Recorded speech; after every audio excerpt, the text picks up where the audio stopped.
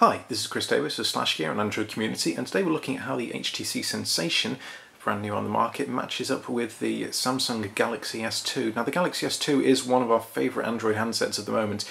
It's got a huge 4.3-inch display, 8-megapixel camera with full HD video recording on the back, and of course it's also got 1.2 GHz dual-core processor inside. But then again, the HTC Sensation, that's not much of a slouch either. It's also got a 4.3-inch display, except this one's running at QHD, so that's 960 by 540 resolution, as opposed to the 800 by 480 of the Samsung Galaxy S2.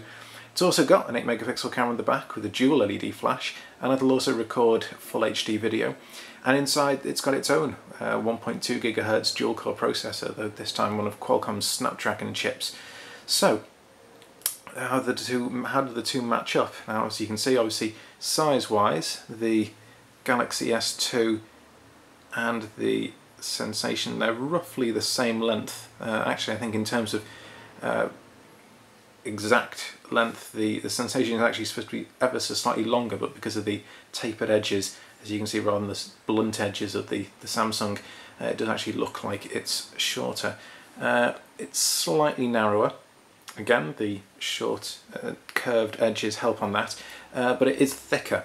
The Galaxy S2 is one of the thinnest handsets around at the moment, 8.49mm, and the Sensation is about 11mm thick. So, you know, you are looking at a slightly bigger handset, though arguably one which is feels a bit better in the hand. It's got this kind of combination metal and soft touch plastic shell, whereas the Galaxy S2 is plastic.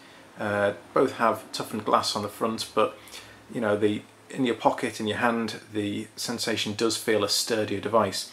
It also gets the latest HTC Sense interface. As you can see, there's the lock screens, Android 2.3.3 Gingerbread on both devices.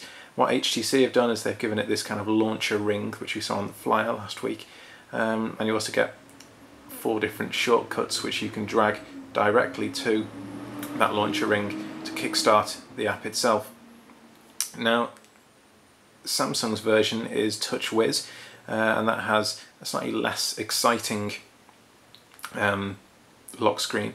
And the iconography, some people think that it can look a little bit too much like the iPhone, a little bit trying too much like iOS, and it's a little bit gimmicky, though the bright colours do show off pretty well the Super AMOLED Plus display. Now, what you get with the Sensation, of course, is an LCD display, but at a higher resolution. And we have to say that actually, despite the difference, while we do prefer the kind of the inkier blacks of the Galaxy S2, and as you can see, that, you know, the viewing angles are better on the Samsung device, with a lot less kind of backlight bleeding there. The panel on the Sensation is pretty good, and it's also kind of brighter with the whites. You can't really see on the video, but sort of next to each other, if we go into a web page, for instance, the two pages, again, maybe it doesn't show so well here, it looks kind of a bit like it's got a sort of yellowish tint on the video, but in person it's actually pretty clean, though obviously you don't get the same sort of rich colour saturation as you do on the Samsung. In terms of pure speed, if we benchmark both of these, and obviously this isn't running on battery power, this is running on battery power, so it won't quite be the same. If we load up both Quadrant Advanced on both and run them through, what we found is that the Galaxy S2's processor is slightly ahead of the one in the Sensation. It comes in kind of roughly 3,000 or so on the Samsung 3,500 overall, whereas about 2,500 or so on the Sensation.